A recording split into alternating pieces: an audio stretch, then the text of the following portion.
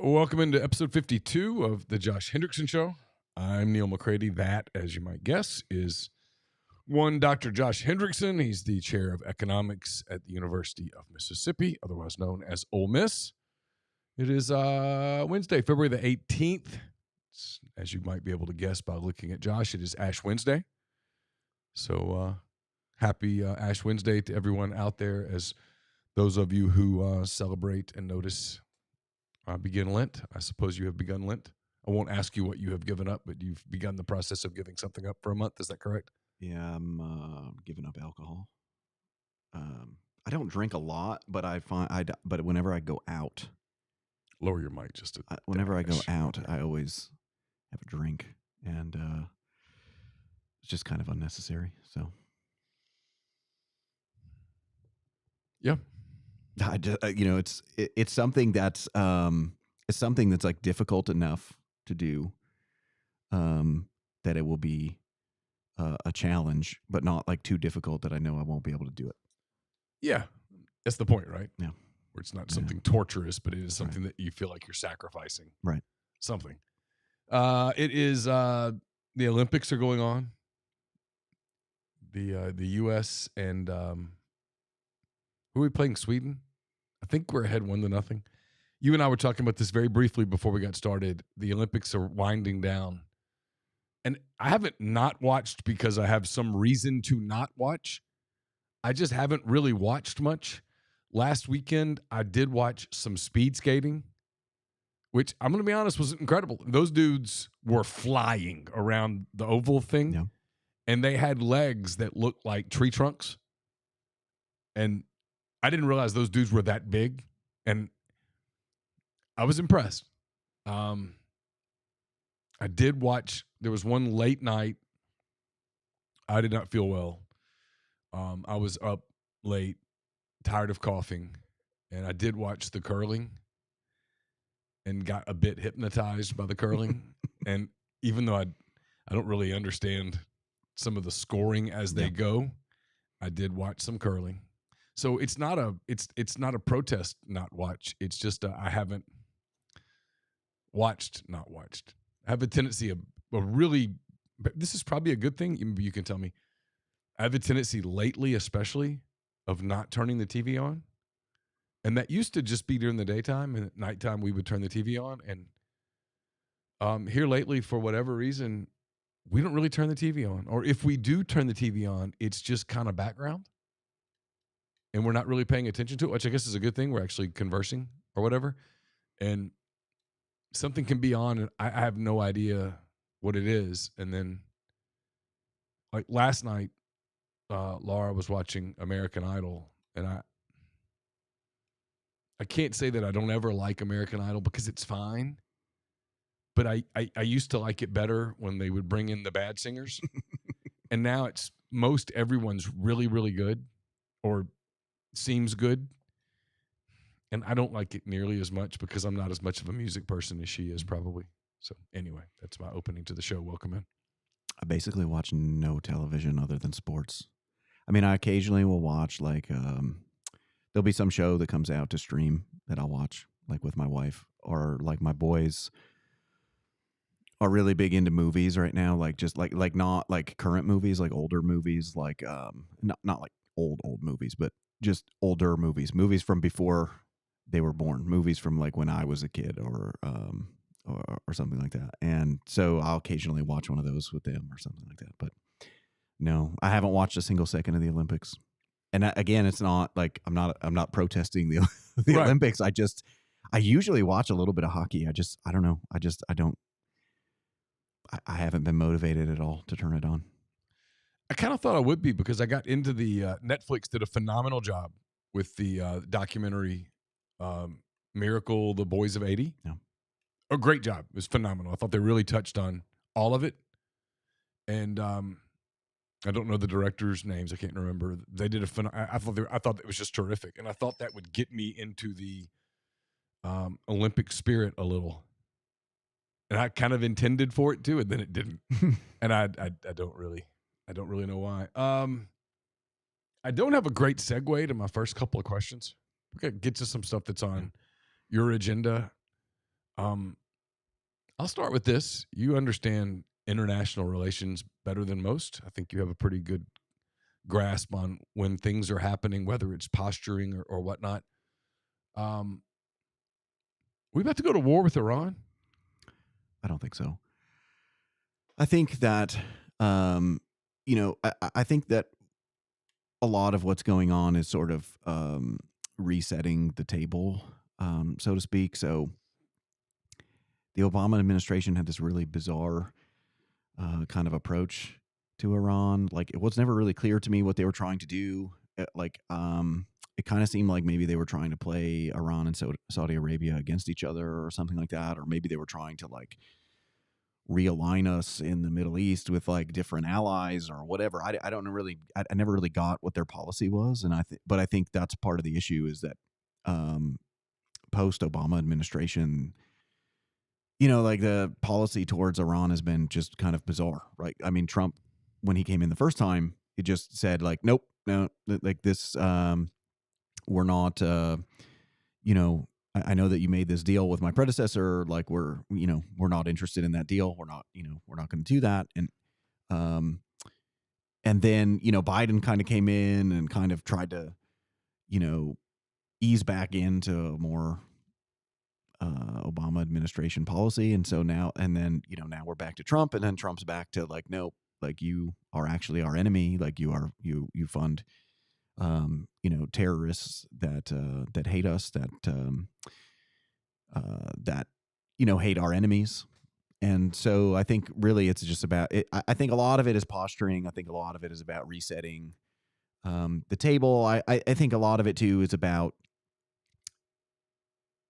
the alliances within the Middle East and then trying to get them into, trying to get people to take sides and to draw their line in the sand. I think that's what a lot of it is. I also think that the administration thinks that the regime is weak, and so I think that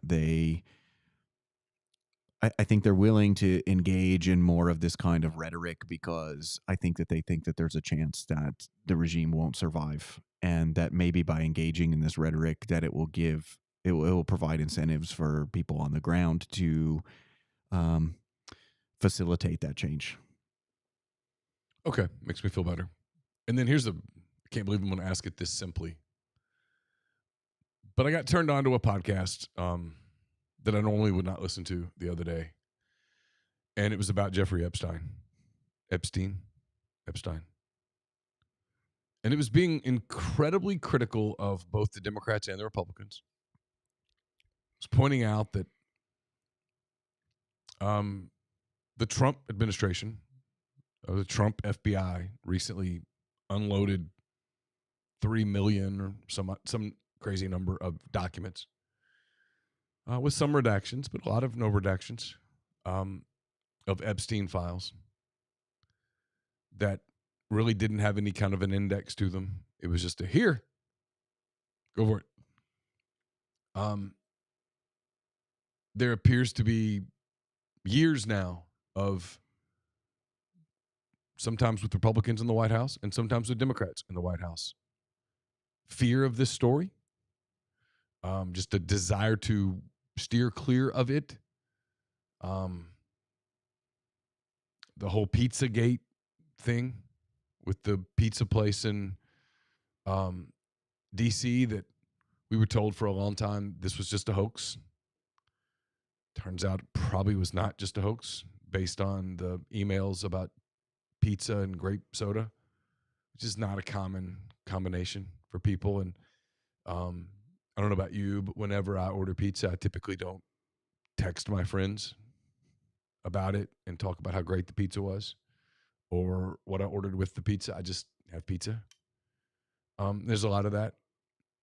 Who is this guy? Who's Jeffrey Epstein? I mean, it's clear that he was powerful enough to be in the news this long.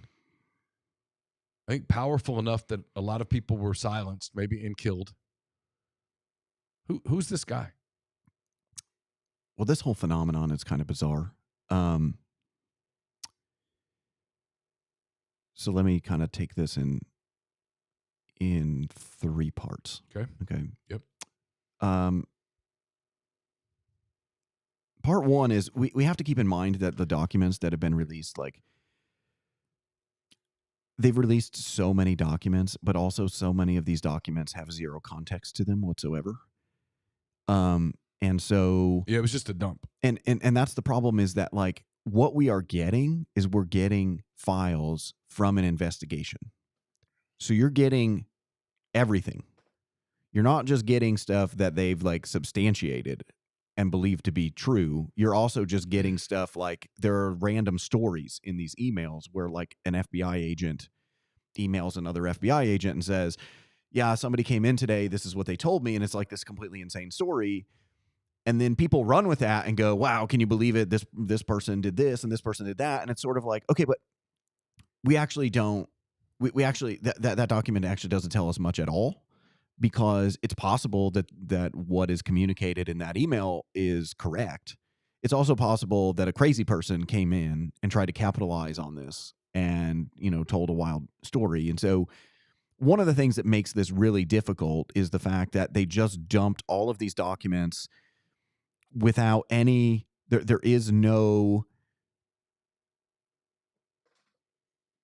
indication of the veracity of any of the documents. So we don't actually know some of these things are emails that he purportedly wrote to himself. And so, like, how do we know that like, how do we know that what he was even writing to, like, first of all, who emails themselves? That's weird. Okay. Yeah. Second of all, like, the emails that he's writing to himself, like, how do we even know that stuff is correct? Like, that could be something, he could be writing this to create some problem for somebody in the future or something. Like, who knows what that even is. So part of the issue here is, it's like, it's really, really hard to figure out, like, what's in these documents and, like, what's true, what's false, what's, all that sort of thing. Right.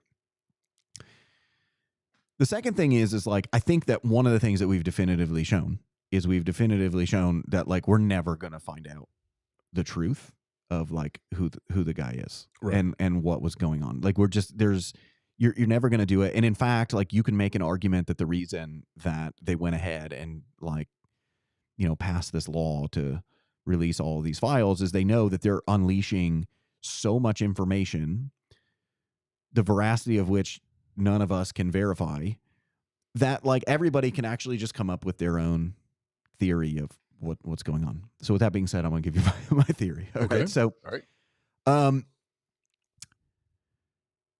I think there's some interesting stuff in there that kind of gives us a glimpse of, like, what this person was doing. And I think that one of the things that we have to do is, let's start out by separating out, let's forget about the sexual stuff for a second. Like, let's set that aside and then we'll come back to that. Okay. Because one question is sort of like, how does this guy know every person, like, every important person on the planet, and why are they emailing him, and how is he emailing them? And, like, what is that? Like, that I think is, like, the starting point for this. Because when you say that, you're talking about significant CEOs, senators, congresspeople, presidents, future presidents, vice presidents, just across the board, right, regardless of political affiliation. He knows all of these people: Bill Clinton, Donald Trump, Barack Obama, George H.W. Bush. I mean, the list just goes on and on of the people that he knows. So I'm going to take a roundabout way to get here. Okay, so there are lots of conspiracy theories about, like, the Rothschild family, right? Like, this old Jewish banking family in Europe, right? And they're very wealthy, and they're the center of conspiracy theories because people always act like they sort of are, like, behind the scenes pulling strings and things like that. But if you're actually interested in this, like, the historian Neal Ferguson actually wrote a history of the Rothschilds. And he goes through this and, like, with just describing things that, like, we know, from their history, from documents, from these kinds of things. But there's, like, a really important aspect to this. Okay, so, like, the Rothschilds, the way that this worked is, there was essentially, like, 5 brothers, and they kind of spread out throughout major European cities. And they set up banks in these major European cities, and then they were an important source of lending to governments throughout Europe. But this was, like, in the 18th century. Okay, 19th century. So this is really like in the 19th century. So if you're in the 19th century, you've got these guys, and what they're doing is they set up these banks. They're lending out to essentially kings, right? And throughout Europe. And so what's going on in this process is that if you're going to be lending, like, what are you lending to, like, state governments for? Well, generally because, like, they're fighting a war or something. Okay. So if you were these people, what you would need to know is you would need to know a lot of things, right? Like, you would want to know what's going on in the war, whether one country is going to go to war with another, whether there's a brewing conflict between two different countries, like who's preparing for war, who's trying to avoid war. Like these are all things that you would need to know, right? Because if somebody's going to come to you, you're located throughout Europe. You have these banks in major cities in Germany, Austria, France, England, the Netherlands, right? So you're operating these branches, you're lending to these governments. You obviously want to have a sense of, like, who you think is going to win the war, who's preparing for war, like who might come to you for things. So, okay. So what you really need in this scenario is, like, the fascinating thing about this whole, like, biography of this family is that they essentially had, like, kind of created this network throughout Europe of, diplomats, of leaders from these countries, of people. Today, what we would call this is, like, they sort of set up like an intelligence network, right? Like, they had all of these sources in all of these different countries. And this was important for them because they needed to make sure that if they were going to lend to somebody, that, like, that somebody was likely to pay them back.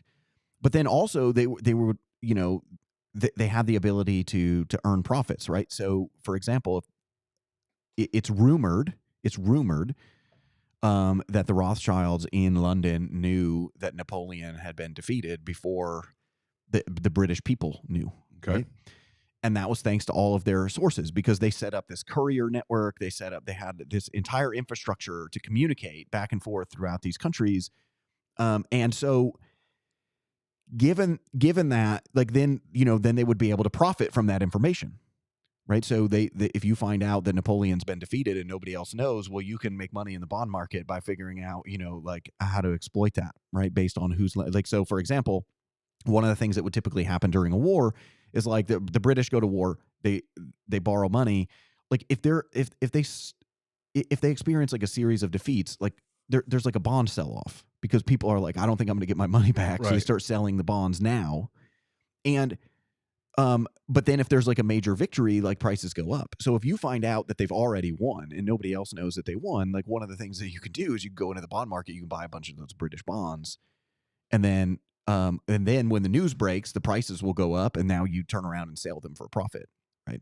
So the reason that I bring that up is because this is an entire apparatus that I think that when people think about what I just described, I'm describing this very 19th century thing, right? We've still got kings and queens. We've still, we've got some parliaments, but we've still got, like, some kings and queens. Yep. We've got this wealthy family who's lending to these people rather than, like, just, like, issuing bonds through the treasury. So you've got this. This seems like a completely foreign world. But the thing that I want to stress is, like, that world did not disappear. There are elements of that world that disappeared. Like, so information technology got much better. Like, you don't need to have this courier service. Like, we have the internet, right? Like, you don't, like, so there are aspects of that are gone.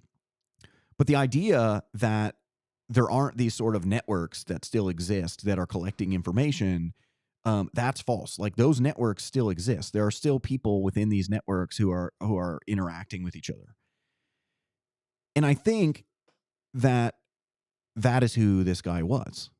I think that guy is an information broker in this network, right? That he is a guy who's passing information back and forth to people. And as part of getting that information before others have access to the information, that allows him to make a living because he can profit off of that information. But then also, as serving as a conduit for that information, what he's doing is people owe him favors, right? And then he owes other people favors, and that's how this whole kind of thing works.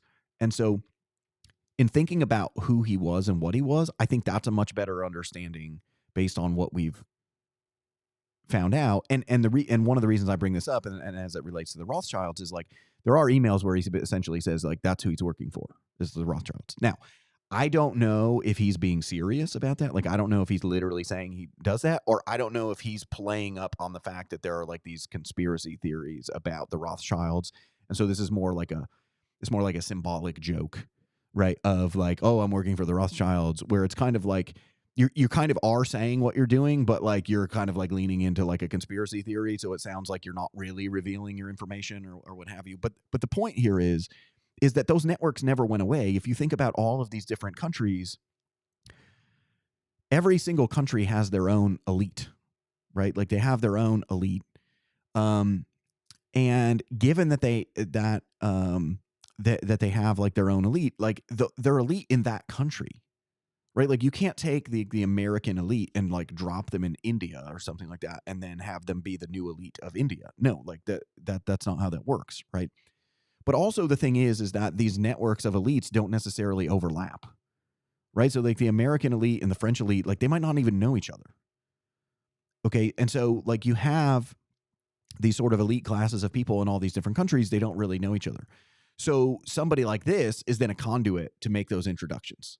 And you actually see this in some of the emails, like in some of the emails, like, like there'll be like a leader who's like really concerned about something, and his team reaches out to Epstein for some reason, right? But then Epstein connects him with somebody in the country that he wants to do, or he connects him to somebody who can be the middleman between the two of them, right? Who can then bring them both together. Okay. And so like that seems to me what this guy was doing is he was sort of like just an information broker. He's just a guy who's connecting people. He travels in these networks, and he probably got access to these networks because if you look at his early history, right, he was working at Bear Stearns, and then he left Bear Stearns. But then after he leaves Bear Stearns, like there are all these connections to people who are essentially like gun runners.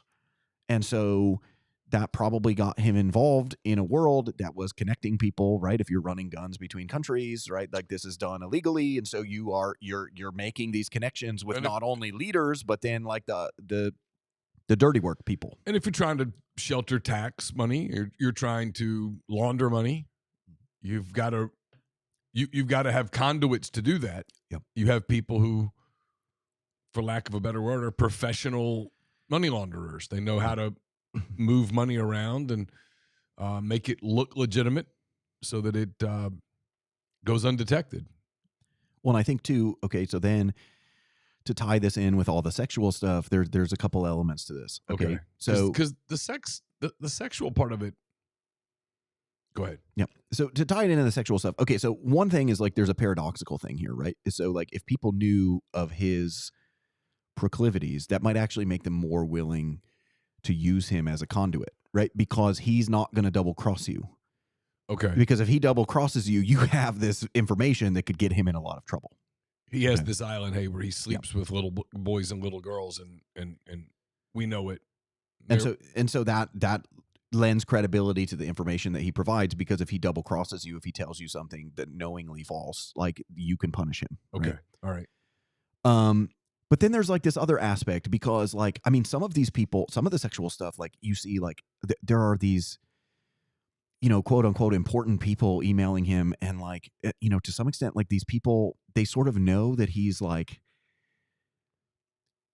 this, like, they know that he is able to get women. And I don't know if all of these people know exactly what he was up to in some of these things, right? So like, I mean, obviously after he's convicted, people knew, but like, the communications prior to that, like, I think that there are these certain people who, like, for lack of a better term, like they're just frankly like losers. Like they're people who want, like they want a hot woman on their arm, or they want a mistress or something like that, and they're going to this guy because he seems to be able to do that for you. Okay. And so some of these guys, it just seems incidental. Like they're just losers and they see this guy and they think that he is a means to like getting that stuff. And so since they are already sort of introduced to him, it's sort of like, hey, can you help me with this? Because there are some of these emails are just very like embarrassing to people more than anything, where it's just kind of like, can you give me advice on like how to get a mistress or something? And it's like, what the, like who sends this email to someone, right? Like this is what are you doing? Like, I don't know. But anyways, so but then there's other stuff. But then there are other stuff where it's very clear that that people knew what he was into and were perhaps into the same sorts of things. Okay, so there's an aspect of that. And so the question is, the question that's out there then is how connected is like the latter to the former. So if we're thinking about how the sexual stuff is connected to the sort of information, um, you know, serving as this information broker, it's not actually clear how connected these things are. Because in a sense, to some extent, connecting people in this way then also creates a way that they're not going to double cross you because now you have information on them, right?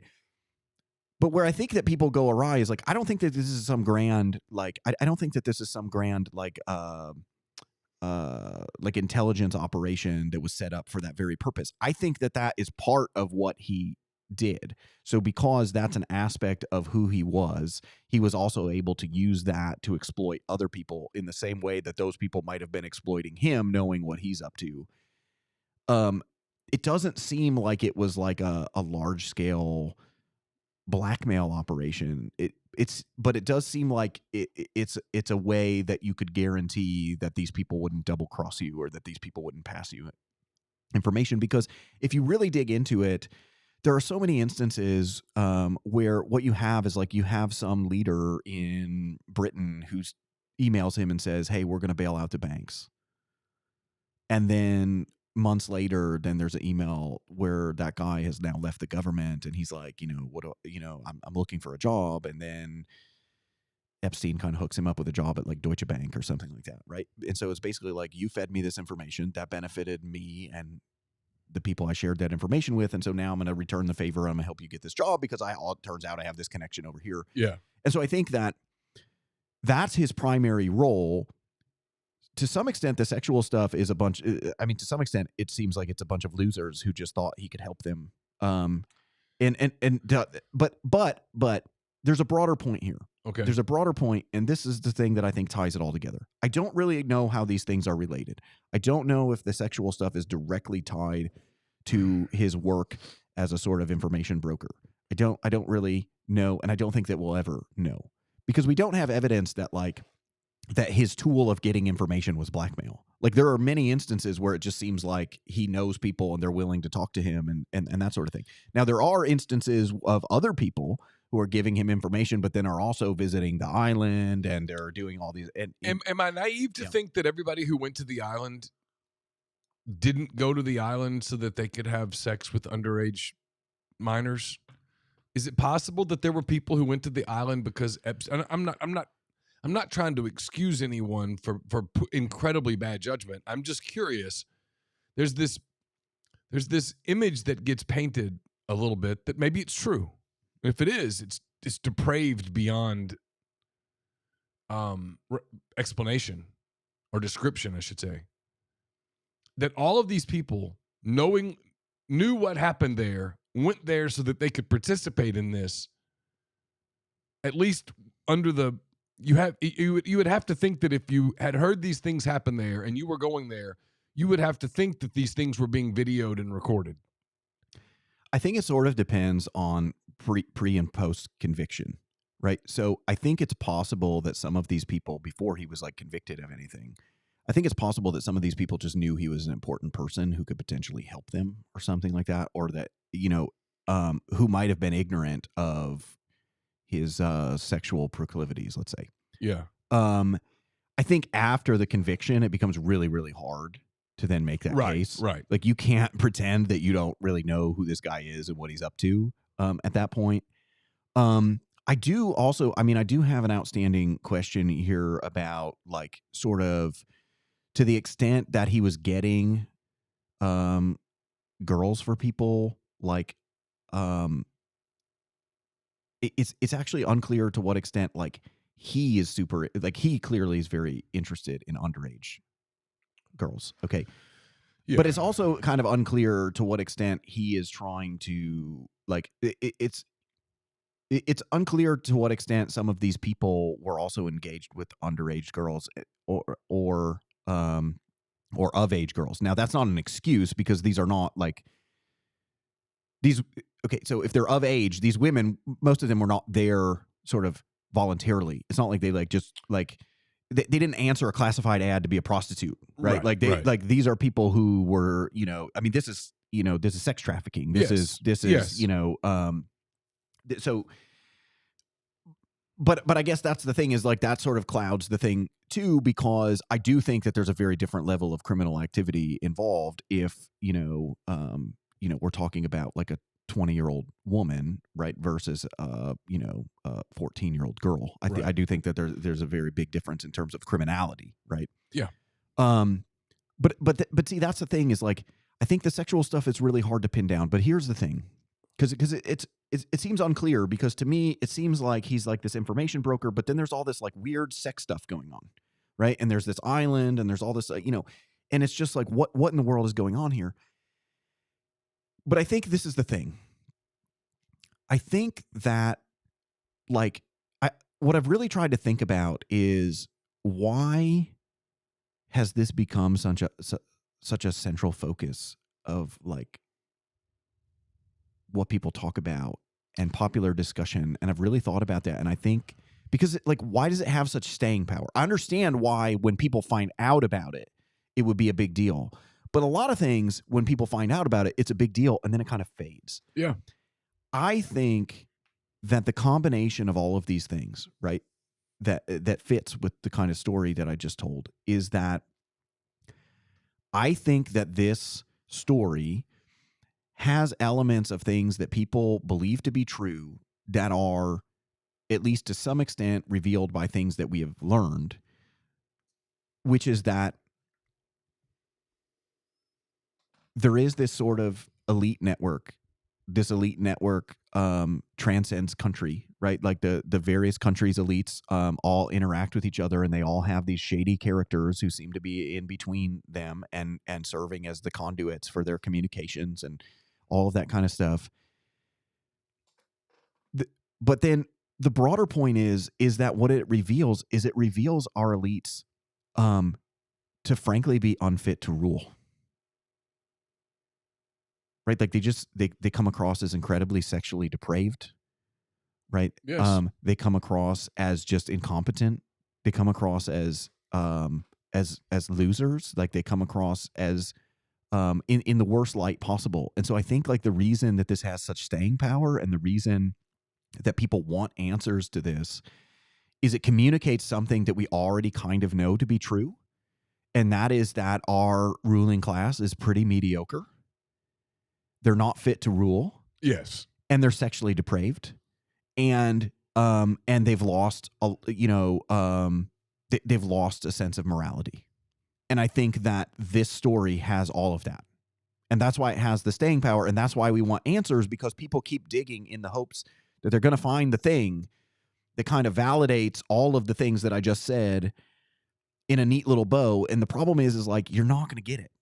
You're not going to get that final, you're never going to get that final validation. You're never going to get that. But I think that what you need to, but I think the lesson here is that I do think that the broader kind of lesson that you learn from this story is about the inadequacies of not only our government, but a lot of Western governments, a lot of foreign governments, and sort of the decadent culture of our elites. Like they've just grown so, like this happens this happens all the time in civilizational decline.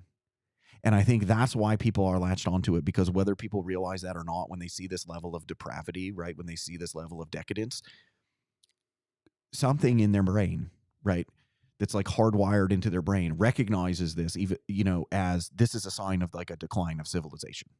Like in every sort of decline of a regime, in every sort of decline of a particular civilization, a particular country, a particular state, it always, always, always goes through this period of sexual depravity, decadence, just a complete detachment from the real world. And so like this gives you like a little bit of insight into that world. But I do think that there's this aspect. I do think there's an aspect to this story that kind of creates. So there's the movie Eyes Wide Shut. Yep. Okay. And sort of Tom Cruise's character in that movie is like really convinced that like he has been let into this really important like society, and kind of like, spoiler alert, I know the movie's like 30 years old, spoiler alert. Okay. Like what happens is he ultimately learns that like there's actually nothing special about like what is going on there. It's just, you know, like, and it's just an excuse to have an orgy. And so it's like, right? Yeah. And so it's like, there's no, like he's hoping for this big reveal, right? But there is no big reveal. Secret society of like some these sort. are just like, right.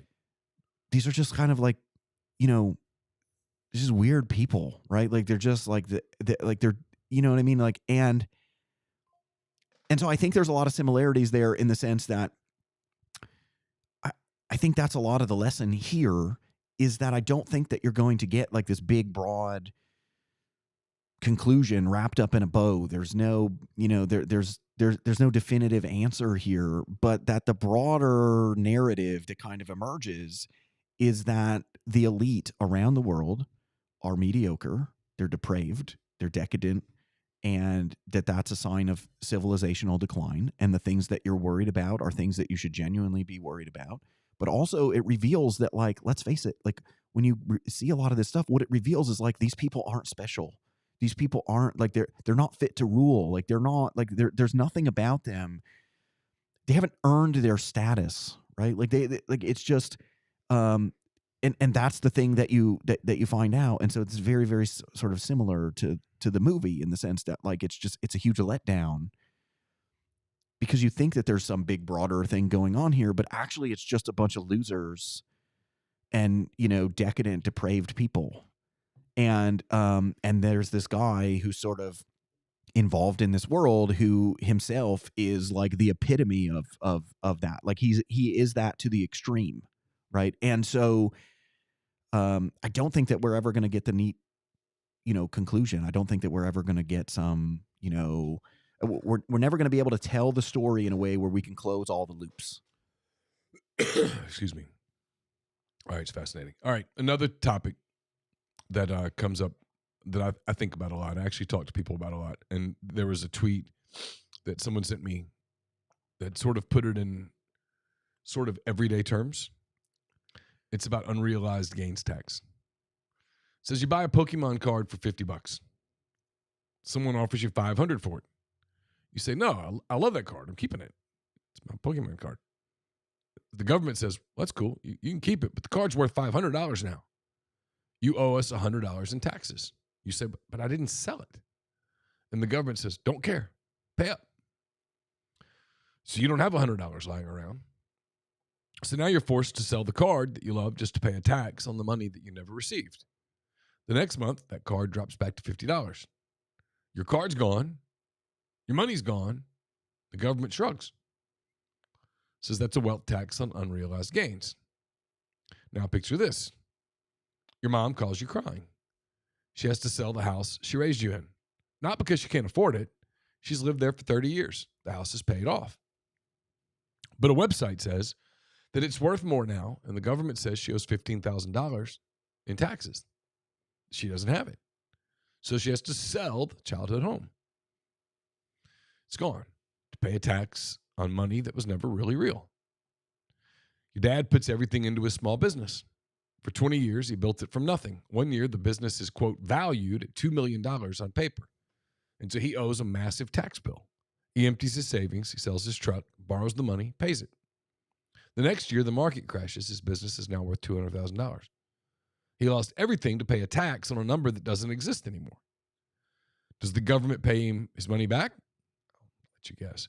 Does the government give him his truck back? Does the government care? The answer to all those things is no. He says they sold this idea as taxing billionaires. But billionaires have armies of lawyers, offshore accounts, and trust. They'll be fine. You know who won't be fine? Your mom, your dad, your neighbor with the small business, the farmer down the road who's had the same land for 4 generations and now has to sell it because dirt got expensive. You're not taxing wealth. You're taxing people for owning things. It's like getting a parking ticket for a car you might drive somewhere someday. They want you to own nothing and be happy, to fund the fraud, waste, and abuse of the welfare state they created. There's enough money, more tax isn't needed. It's all a lie, but you've been gaslit into believing this is a rich versus poor debate. Says, I hope you understand what's at stake. I immediately thought of you, as you know. I sent this to you, and you responded with, the wealth tax is pernicious for many reasons, which is typical of Josh to use words like pernicious in just everyday vocabulary. It's made me smarter and feel stupid all at the same time. He says, but there's a broader point here. It's entirely possible to design an income tax that is equivalent to a wealth tax, both in terms of incentives and revenue. The tax on unrealized gains is therefore not all about economics. It's about confiscating wealth from hardworking people to make sure they can't get ahead. Could you expound on your commentary? Yeah. So, I mean, well, first of all, I mean, kind of what I'm getting at is in economics, like we have, if you study things like public finance, which is all about, you know, taxation and spending and things like that, like if you study this literature on taxation, you can always take a tax on wealth and turn it into a tax on income or vice versa, because income is a function of wealth. And so because, you know, so in other words, you know, if I own a farm and that's my sole source of wealth, well, that's also where I generate my income from. Yeah. Right. Yeah. If I have a bunch of money in the stock market and it's paying me dividends, that stock is paying me dividends, right? Like that's income that I'm generating from that wealth. So the point is that your income, you know, there's income that's derived from wealth. And so if you're trying to tax wealth, you can always write down an equivalent tax on income that would be the exact same as the tax on wealth, both in terms of like how it affects people's decisions, but also like the amount of revenue that it generates, all that kind of stuff. That's just like a basic result just in economics. Okay. And so given that result, there's a reason that we have income taxes, because income taxes are much easier to collect, right? And they don't create these other weird sort of effects, right? Because the thing about income is like you actually, like your income is known, right? Like you were actually paid a particular amount of money. If you collect a dividend on a stock, or like if you generate income from your farm, or if you have a job and they pay you, there is an actual amount of income that you have earned. Okay. And so that's like easily observable, and it's something that you could tax. When we're talking about wealth, there's lots of forms of wealth where you don't know what the value is, right? Like you don't know, you have no idea what the value is of that wealth. So if you live in a house, right? Let's say you bought a house 10 years ago. You know what you paid for the house. You have Right. no idea what your house is worth because it's not priced every day in a market. If you wanted to find out what your house was worth, you would have to put it on the market and see what kind of offers that you get, right? Right. But the problem here is, the problem here is that these, like something like a farm or a house or something, that's not liquid wealth, right? Like it's not, you can't. So like if I own a farm and you say, hey, we're going to tax your wealth, and so all of your wealth is this farm. Okay, well, we're going to tax your wealth at 1% a year. Well, how do you give somebody 1% of your farm? You can't give somebody 1% of the farm. Like you have to give them the dollar value that's equal to 1% of the farm. But then the value of the farm fluctuates from year to year. You don't know what the farm is worth because maybe it's been in your family for generations. So you have no idea like what it would be. So the point is like there are all these really basic reasons why we tax income and we don't tax wealth. And it's entirely to do with the fact that A, we can design an income tax system that replicates a wealth system. So if we decided that we wanted to tax wealth, right, that's the thing that we wanted to do, we could implement that with an income tax policy to begin with. And so in that case, there's no need to ever tax wealth because you could do it with income. And you say, well, okay, but why does it matter? Well, it matters because income's easy to measure. Wealth is hard to measure. Okay. And also because income is something that you've earned, right? So if you pay me $100 and I owe, 10% of that money in taxes, well, I can just take 10 of those dollars and set them aside to pay those taxes. Okay. On the other hand, if I have, $100,000 worth of wealth and you say you're going to tax it 10%, well, if that's like in the stock market or something, well, then I could just sell 10% of my stock and pay the tax. But like if that wealth is a farm, I can't sell 10% of my farm. I can't, and so what do I do? Like it forces me to figure out ways. And so eventually what it does, and the reason I said this is so pernicious is because the end result here is the reason that we don't want to tax wealth and we don't want to tax unrealized gains is what it's going to force people to do is going to force people to sell illiquid wealth, right? It's going to force people to sell things because they just don't have the cash to pay it. And if you're and the thing is this is not going to affect you if you're a giant corporation. It's not going to affect you if you're a giant corporation because you have enough cash flow that you can set aside some of that cash flow, right? It's not going to it's not going to affect somebody who's, incredibly wealthy because they can just set aside some of their assets in cash and they can have that on hand so that when they get assessed this tax, they can pay it. Okay.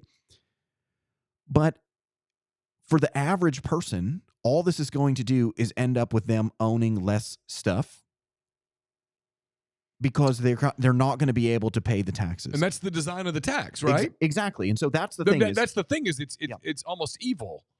It's designed to prevent people from becoming wealthier. Yeah, it's a way of confiscating people's wealth is what it really is because look, you don't need this kind of a tax. You could easily implement the tax in a different way. Okay, so you have an alternative. So even if you're dead set on doing this, you have an alternative, and that alternative is much easier to do. But they're not even willing to do that. They are focused on doing it this way, and the reason they're focused on doing it that way is because it's going to take property away from people. That's what it's going to do. Because if you own a farm, and and your farm, you got good years and bad years, but on average, you're just getting by. Well, you don't have this giant reserve of cash that you're sitting on. Your wealth is the farm. And so if they say, oh, hey, we're going to have a 1% tax on your farm or on your wealth, and your entire wealth is your farm, and you don't have the cash to pay it, you've got no other choice. You've got to sell the farm, or you've got to bring on investors or something in the farm. Is there a way around income tax? Like in a country like ours, is there a way to do a national sales tax, a national consumption tax, some form of property tax? I don't know, where it's not income tax, where especially where you have a progressive income tax, where it feels like some Americans are contributing, other Americans aren't. Not even to get into the whole borders and the programs and the welfare state and all of that, but it feels stunningly unfair, the system that we have today. It frankly punishes success. Well, I think that the income tax system, I think you can make a case that the income tax system essentially exists because it allowed states to generate enough revenue that they needed to be able to fight wars and things like that. Like if you go back to if you go back to the period before guns, you really had no like organized like taxation system. Like you might have a tax here or there, you might have a tax on a particular good or something like that. But you tended to have like feudal systems where you had like a king, and then the king dishes out land to the lords, and then the lords have peasants that work for them on the lands, and then like and so this is really like a barter economy, because what's happening is like, yeah, the king is entitled to some of the production of all of these lords and peasants and things like that. But what happened is like when gunpowder was kind of introduced into the West, this dramatically changed the nature of warfare. So you went from, fighting with bows and arrows and swords and things like that to, shooting each other with guns. And this, and the important point for our conversation is this made funding the state and funding national defense, it made it very, very hard to do, because when you introduce guns, you've got to buy guns, you've got to train people how to use them. You've got to have a standing army. You have to build fortifications to keep people out, right? And so all of a sudden, this is like a huge increase in, like what the state has to spend.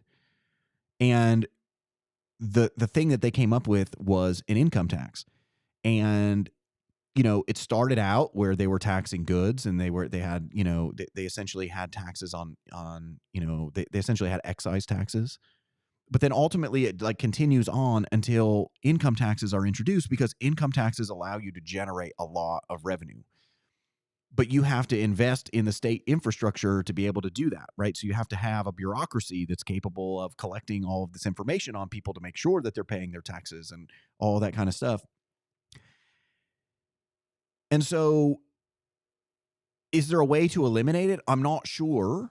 Okay, because I think that if we look at the evolution of the system, even if all the state does is national defense, like kind of like this seems to be the way that that states decided to finance this thing. So I'm not sure that you could get rid of it. But if you are going to get rid of it, I mean, what you would have to do is you would have to switch to a system. I mean, the moral of this story is like, we're not just spending money on war anymore. We're spending money on everything. We're spending money on the Quality Leering Center, right? So like it's so good. It's such shout out to you guys. Such good leering. Still waiting for the check, but hey, I'm leering to wait. And and so the thing is like the size and the scope of government has increased so dramatically that in our current circumstances, there's no way that we could do it. I'm just glad that little Minnesotans are learning Somali. It's very important. Well, it is. I mean, and it's really a shame that like when you show up there, they lock the doors and they don't let you in. But I mean, I guess that's one way of leering. So yeah, that's how you leer. Yeah, that's how you leer. So, but no, I mean, I don't know that we could get away from it. But what we can get away from is we can get away from the insanity. We can get away from these, taxes on unrealized gains. We can get away from people just taxing wealth, and because that's the other thing is you get into this situation where, well, who says that it's worth this amount, right? Like, so if all my wealth in the entire world is just like my house or my farm, well, how do you know what that's worth? I mean, you can compare it to other houses and farms, okay, but if nobody's willing to pay that price for it, then it's actually not worth that. And also there might be somebody out there who just really, really like, who values this farm or this house more than other people, in which case, like, you're under estimating what it is. Like, it becomes really, really difficult to figure this out. I mean, to your point, let's say my house, I'm not going to use real numbers, but let's say my house is on the market. Someone estimates it at $500,000. And someone moving to Oxford and they're like, I got to have a house. I got to have a house soon. I like that house. Here's $800,000. Well, when I say yes, my house is worth $800,000. Even though the market might say $500,000. Correct? Right. I mean, that's just, if the rest of baseball says Kyle Tucker's worth $30 million and the Dodgers go, we'll give him 60. Well, he's getting 60. Yeah. So he's worth 60. You might debate the logic of the expense of the investment, but that's what he's worth. You can't question what Kyle Tucker is actually worth as a baseball player. He's worth $60 million. A Major League Baseball team is giving him that per year. Right? Yep. That's the problem with that kind of thing is, well, and it's a market tells you that a house is worth $800,000. Well, if I have to pay taxes on $800,000 when that's not what I invested in the home in the first place, well, I'm going to have a problem. And then if I invest that money to pay the taxes to keep the home that I want to keep, because this is where my kids grew up or whatnot, and then the housing market goes back down, and I've been paying taxes on $800,000, and now my house is worth $400,000. Well, I've lost a lot of money to nothing. That seems absurd. Well, and that's the thing is that there's no reason to do this. I'm getting water while you explain this. If you are just interested in if you're just interested in collecting tax revenue, there's no reason whatsoever for you to implement this tax. There are much better ways that you could generate tax revenue than by going through this wealth tax, by taxing these unrealized gains. There's no point to it. And so when you look at how it's being implemented this way because they're trying to. They don't care about the implications for your wealth. They don't care about the fact that like you might have to sell the family farm. They don't care about those things, like because the people who are advocating this policy, like they don't even like, they don't even like private property rights. Okay, so like they don't care. They're just like, oh, cry me a river, your farm can't pay it. Well, then maybe you shouldn't own that farm. I mean, that's their attitude, right? And it's pernicious, right? Because this is not like they're not doing this. They act like they're doing this because this is out of some sense of fairness, or they're doing this because they're trying to, they're trying to go after the wealthy or something like that. And the problem is that whenever you implement these sorts of policies, the people who end up harmed by them are the people who are least able to avoid the consequences of the policy. That's not going to be the uber wealthy people that they're trying to tax. That's going to be the guy who owns, some farm somewhere. That's going to be the guy that suffers. It's going to be a person who's only, who has who's lived in their house for 30 years and that's all of their wealth. That's all they have to their name is they live in this house and it's paid for and and that's all of their wealth. Those are the people who are going to suffer. And look, there is this general tendency in history that I think people need to recognize. And there is this general tendency, in which you have elements of the ruling class that really, really try to push down they try to push down the middle class, the working class. They try to push them down. They try to push them down towards like subsistence living, right? Like they're trying, and it's a consistent pattern throughout history that you see these kinds of things. And when you see proposals like this, there's no economic justification for it. It's super hard to actually collect. And so given that, you don't need to do it this way, given that it's hard to do it this way and you don't need to do it this way, my only conclusion is if you're still committed to doing it this way, then you have some kind of alternative motivation, because there's no justification for doing this on economic grounds or practical grounds whatsoever. All right, last 15 minutes or so. Donald Trump is 13 months into his term as president. What do you how do you kind of grade him right now? How do you evaluate Trump 13 months in? I think big picture stuff. I mean, like when he first took office, we had a big conversation about, what's wrong with the country, and then, what kind of needs to be done. And so I named a bunch of things, right? Like we have this unsustainable debt.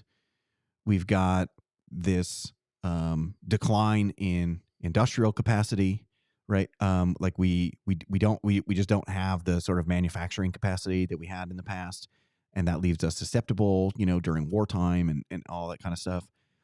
And then the other thing is that we have this insane bureaucracy that is involved in every part of our lives, that's motivated by ideology, that's increasing the cost of everything, that's making everything that you use less usable, right? And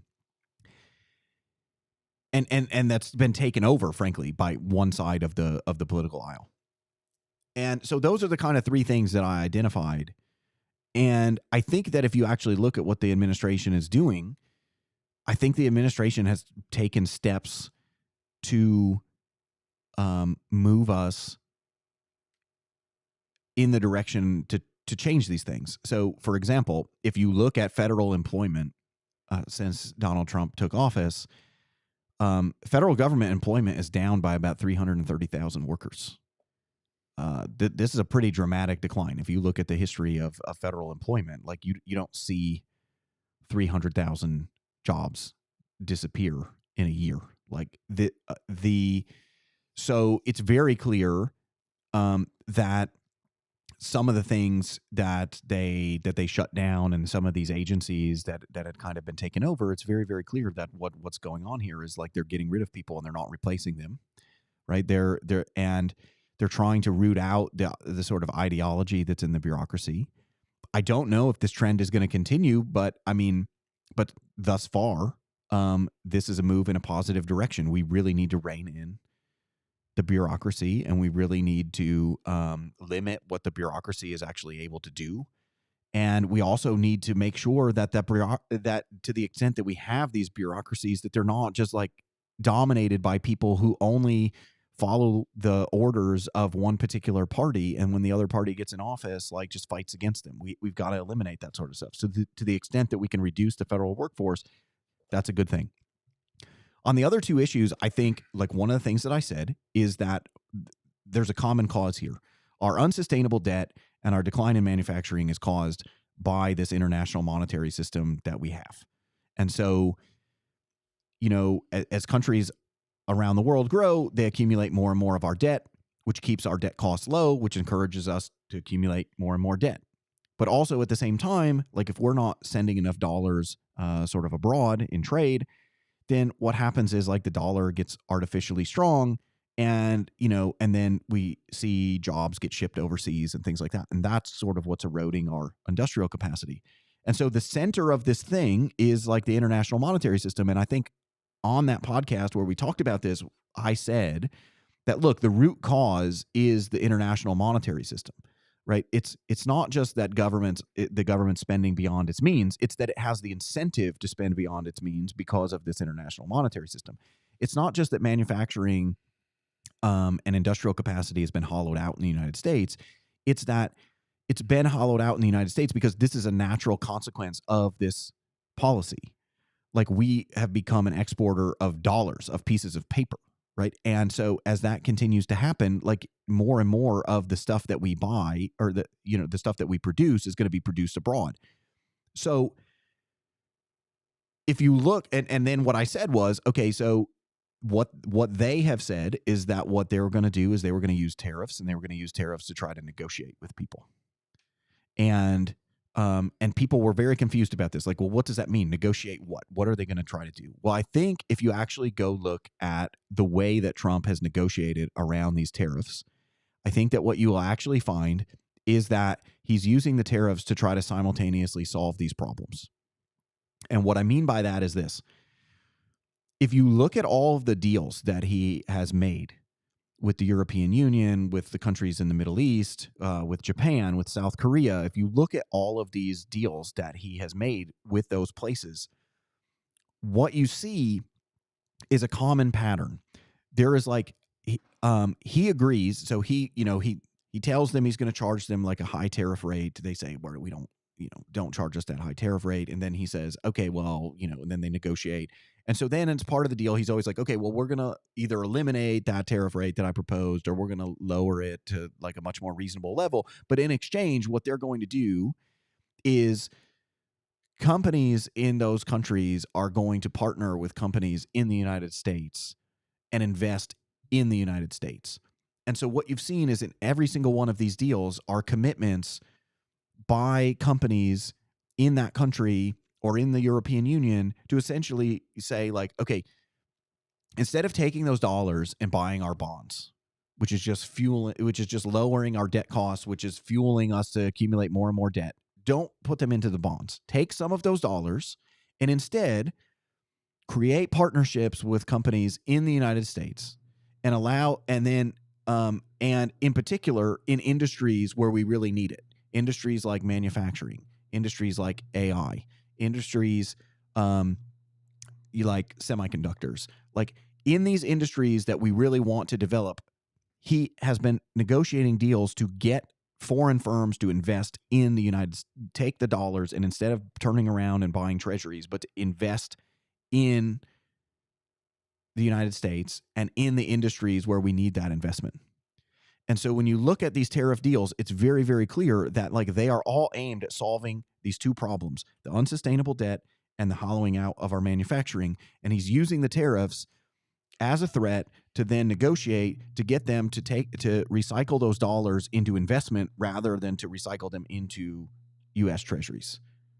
And that will help us to solve the debt problem because it will more accurately price our debt, but it will also help us to develop this manufacturing capacity because we'll have these foreign partners who are willing to come in and partner with U.S. firms and build factories, build up industrial capacity here in the United States. The other thing is, I think that people have completely missed the point on a lot of these other things. The whole thing with Venezuela is what's going on with Venezuela is they want the Chinese and the Russians out of Venezuela. Why do they want them out? Well, because Venezuela not only has a lot of oil, but more importantly, they have a lot of rare earth minerals. And so they do not want China and Russia having access to those things. They do not want them closely aligned with the Venezuelan government to where they're going to have access to these rare earth minerals and we're not going to, because we need these things. We need these things to build batteries. We need these things to make drones. We need these things in our weapon systems. We need these things in our cars. So it's important that we have access to those things. That's what's going on with Venezuela. This is part of the idea of like, look, we have to have the capacity to build things. If we don't have the capacity to build things, we are screwed. But it's the same thing when you think about Greenland, right? So Trump made this huge thing about like, we're going to take Greenland, right? Like we're going to buy it. We're going to invade it, right? He's making all these wild threats about Greenland. And then, he shows up,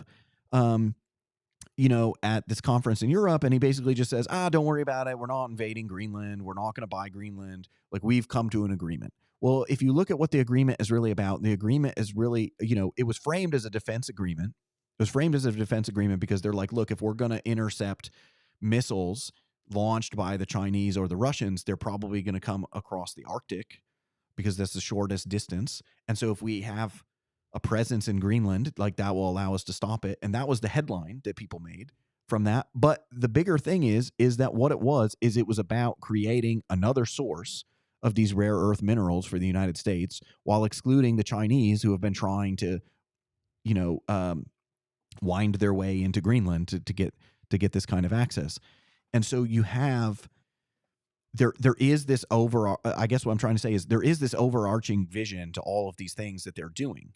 It's designed to fill all of these problems. Like we had these three main problems that I described, and now you're seeing those things start to be addressed. And they're being addressed by tariff policy. They're being addressed by diplomacy. They're being addressed by foreign policy.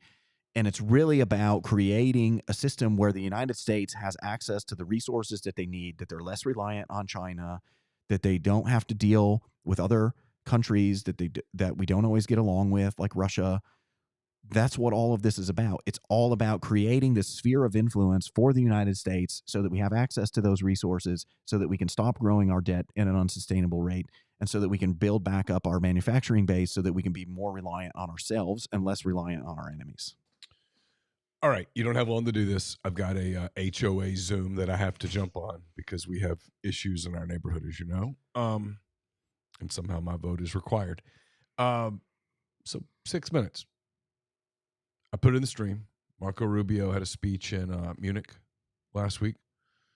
It was lauded throughout most of the media sphere, even by media outlets that don't typically laud those of Rubio's political persuasion. Why did you think that that speech was so important? I think it's important because it actually articulated what the Trump administration is trying to do in a way that A, was not antagonistic, and B, was very, very explicit. So a lot of these speeches tend to be, kind of vague. They kind of beat around the bush, or they like hint at things, and occasionally they're adversarial, right? So they'll kind of mention like, hey, you guys, really suck at this or something like that, And I mean, I guess there was an element of that, but the thing about Rubio's speech that was great is that the attitude among Europeans and the attitude among like the sort of like left-wing media in the United States is that Donald Trump is like trying to withdraw the United States from world affairs, right? That we're trying to we're trying to like isolate ourselves. Yeah. And that is not at all what they're trying to do with policy. And I thought that Rubio did a really, really good job. And what he was pointing out is he was like, look, we, the Western world, we are the ones who built the world as it is.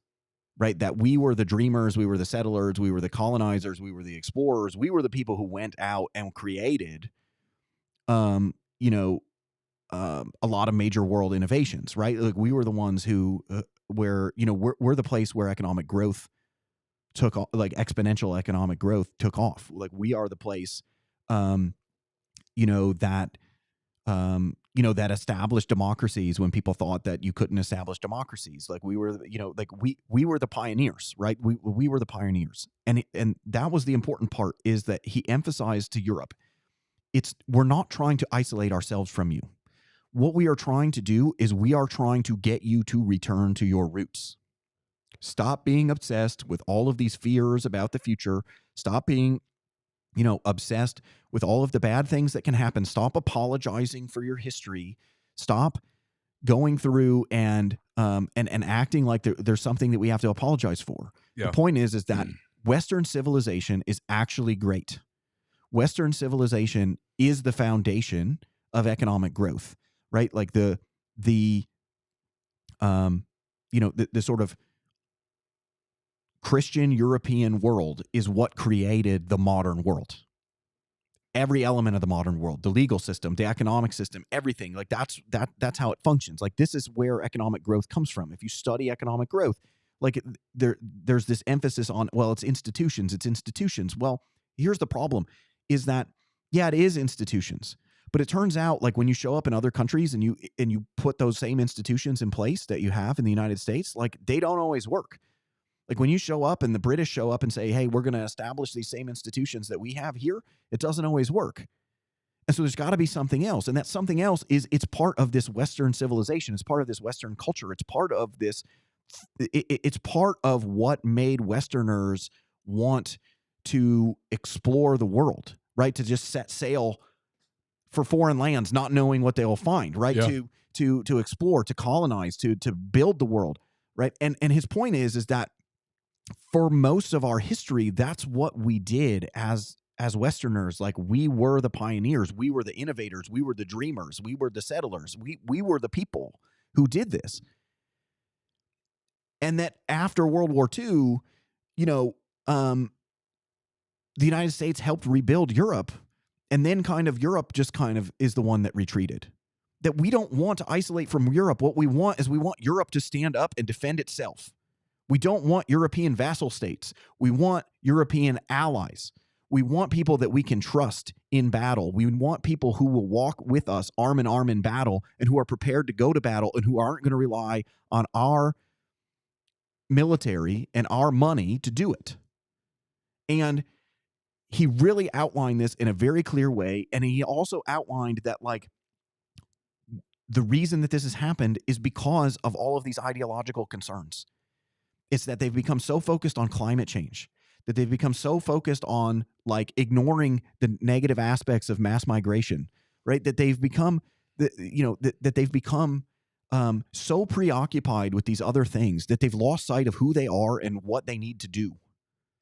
And it was an amazing speech because it was him saying it directly to these European leaders. Your country was once great, and it can be great again, right? Like, remember who you are. Make Spain great again. Right, exactly. Western civilization is great, actually, and we should celebrate it. We shouldn't run from it. We shouldn't apologize for it. Yeah, we should embrace it. We should embrace the fact that Western civilization has brought more peace, more prosperity to the world than anybody else ever, right? That and the point is that Western civilization has a foundation in Christianity. That Western civilization has a foundation in the rule of law. That Western civilization has a foundation in market-based activities and not government control, right? And that we don't exist to just be a welfare state. That we have a greater purpose. We have a greater purpose as humans. We have a greater collective purpose as countries. And that we have to live up to that. And it was an amazing articulation of that vision. And it was an amazing corrective to all these people who think that the objective of the current administration is to isolate ourselves from everybody else. That's not what they're doing. They're actually going around the world and saying, actually, like, pull yourself up by your bootstraps and let's go. Like, let's do this. Like, actually live up to your potential. Do the things that I know that you are capable of doing so that we can be strong together. We do not want to be the defender of everybody else. We want to be allies with fellow strong Western countries. And that is part of this entire realignment that we've talked about forever, is that at the end of the Cold War, history returned.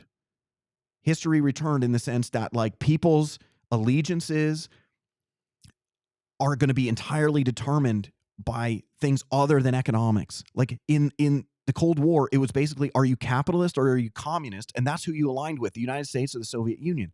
When the Cold War ended, we went back to what we had in history. We went back to what we actually had prior to the Cold War, essentially for the entirety of history, which was that allegiances, alliances, these things were determined by shared culture, shared values, like, shared proximity. Okay. It was our common, the things that created these alliances were the things that we had in common. And what we had in common were things like our culture, things like our religion, right? Like, these are the things that brought us together. A common view of how the world should operate, right? A common sense of virtue. These are the things that brought us together historically. And yes, we had this brief interlude of the Cold War, but that's over. And the United States, at least in the Trump administration, has recognized that, hey, history is back. And this speech was Rubio's way of saying, history is back. Okay. And so you need to get on, because this train's not stopping, right? So, like, it's time. You need to pull your weight. Josh, thank you. Yep. That's Josh Hendrickson. We'll be back in a couple of weeks. Have another edition, episode 53 of the Josh Hendrickson Show. If you are interested in sponsoring the show, and you should be, you can reach out to Josh. You can reach out to me. You can reach out to both of us simultaneously. Whatever the case may be, reach out to us. We'll work something out. I'll say a minor thing about this. Yes. Is that, look, people ask me all the time, why don't you guys do this more often? Mm-hmm. How come sometimes you skip weeks? Well, the answer is really simple, right? Yes. The answer is that we do this as a hobby. Mm-hmm. And so when there are, like, last week I had a bunch of personal stuff, and I told you I'm not going to be able to do it, like, because I might be able to do it, I might not, but I got some stuff going on, and I might have to back out at the last minute, and I don't want to do that to you. Yep. But that's the thing, is that, we do it essentially as a hobby. And as long as it's a hobby, when situations like that come up, well, then it's much easier to just say, hey, we'll just do it next week. And so if you want it more regularly, and you want to, because if you have a sponsor, then that also means you got an obligation. Correct. And so, like, if you want it more often, then by all means reach out, and, we're happy to talk to you. And also, by the way, you're not responsible for the things that I say. Like, you can sponsor the show and not, like, my own mother is not going to vouch for everything that I say on this show. Right. Okay. So, like, my mom vouches for most of the things you say on the show. So, not me, but you. Yeah. She likes this show, because this is the one show where I really say nothing. I just let you talk. All right. Well, we got to wrap there. I got, speaking of things to do, I do have an obligation to jump onto. So for Josh Hendrickson, I'm Neal McCready. Have a great rest of your week, great weekend, and we will talk to you again soon, I hope. Bye.